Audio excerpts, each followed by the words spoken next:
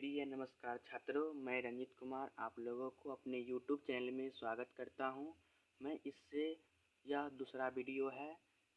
हम आप लोगों को पहला वीडियो में बताए थे संस्कृत का पाठ 1 क्लास 10th का मंगलम पाठ से ऑब्जेक्टिव क्वेश्चन बताए थे। आज हम आप लोगों को उसी से सब्जेक्टिव क्वेश्चन बताएंगे जो 2 नंबर का पूछा जाता है। वो इस प्रकार है। पहला क्वेश्चन है, उपनिषद का क्या स्वरूप है? पठित पाठ के आधार पर स्पष्ट करें। तो इसका उत्तर आपको यहाँ पर दिया गया है, हम देख सकते हैं।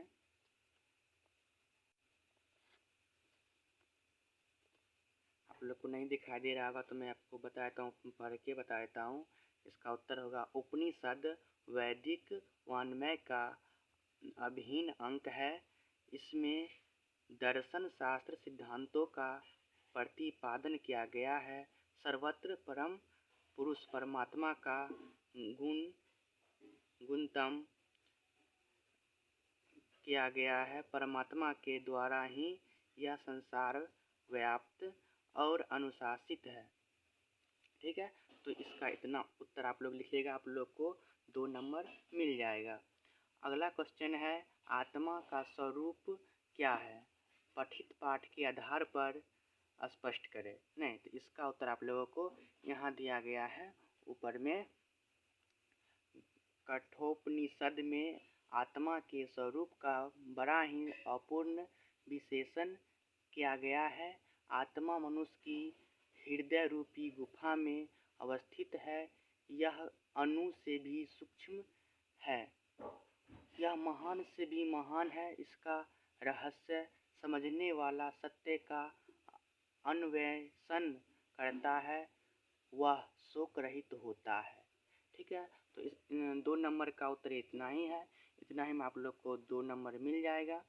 और अगला क्वेश्चन है 3 नंबर, मंगलम पाठ का 5 वाक्य में परिचय दे। यानी आपको 5 वाक्य में मंगलम पाठ को क्या करना है, परिभाषा से 5 वाक्य में ही देना है, उससे अधिक नहीं देना है। तो इसका उत्तर यह होगा, इस पाठ में 5 मंत्र हैं, क्रमशः ईशावास्य, कंठ, मुंडक तथा श्वेतातर नामक उपनिषदों में विशुद्ध आध्यात्मिक ग्रंथों के रूप में उपनिषदों का महत्व है। इन्हें पढ़ने से परम सत्ता के प्रति श्रद्धा उत्पन्न होती है, सत्य के अन्वेषण की प्रवृत्ति होती है तथा आध्यात्मिक खोज की उत्सुकता होती है। उपनिषद ग्रंथ विभिन्न भेदों से संबंध है। यानी आपको इतना ही उत्तर देना है और इतना ही में आपको 2 नंबर मिल जाएगा। चलिए अगला क्वेश्चन है 4 नंबर, महान लोग संसार रूपी सागर को कैसे पार कर जाते हैं? तो इसका उत्तर होगा श्वेतासर। उपनिषद में ज्ञानी लोग और अज्ञानी लोग में अंतर स्पष्ट करते हुए महर्षि वेदव्यास कहते हैं कि अज्ञानी लोग अंधकार रूप स्वरूप और ज्ञानी प्रकाश स्वरूप है। महान लोग इसे समझकर मृत्यु को पार कर जाते हैं, क्योंकि संसार रूपी सागर को पार करने का सबसे बढ़कर अन्य इससे बढ़कर कोई दूसरा मार्ग नहीं है। चलिए अगला क्वेश्चन है 5 नंबर, विद्वान पुरुष ब्राह्मण को किस प्रकार प्राप्त करता है? नहीं, इसका उत्तर आपको क्या हो जाएगा, मुंडकोपनिषद में महर्षि वेदव्यास कहना चाहते हैं कि जिस प्रकार बहती हुई नदियाँ अपने नाम और रूप अर्थात व्यक्तित्व को त्याग कर समुद्र में मिल जाती है, उसी प्रकार महान पुरुष अपने नाम और रूप अर्थात अहप को त्याग कर ब्राह्मण को प्राप्त कर लेता है। बस इतना ही आंसर है।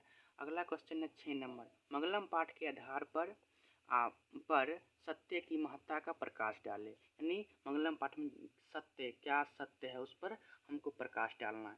तो उसका उत्तर यह है कि सत्य की महत्ता का वर्णन करते हुए महर्षि वेदव्यास व्यास जी कहते हैं कि हमेशा सत्य की जीत होती है, मिथ्या कदापि नहीं। जीतता सत्य से ही देवलोक का रास्ता मिलता है और देवलोक में ही देव का खजाना है। ठीक है। और अगला क्वेश्चन है 7 नंबर, मंगलम पाठ के आधार पर आत्मा की विशेषताएं बतलाएं। यानी मंगलम पाठ के आधार पर आत्मा का क्या विशेषता है वो हमें बताना है। ठीक है। तो आप लोग देख सकते हैं इसका उत्तर ये होगा कि मंगलम पाठ में संकलित कठोपनिषद से लिए गए मंत्र में महर्षि वेदव्यास कहते हैं कि प्राणियों की आत्मा हृदय रूपी गुफा में बंद है। यह सूक्ष्म से सूक्ष्म यानी छोटा से छोटा और महान से महान है। इस आत्मा को वश में नहीं किया जा सकता है। विद्वान लोग शोक रहित होकर परमात्मा अर्थात ईश्वर का दर्शन करते हैं। नहीं, चलिए अब 8 नंबर जो क्वेश्चन है वो मैं अभी आपको बताता हूँ। 8 नंबर क्वेश्चन कह रहा है कि देखिए यहाँ उपनिषद को आध्यात्मिक ग्रंथ क्यों कहा गया।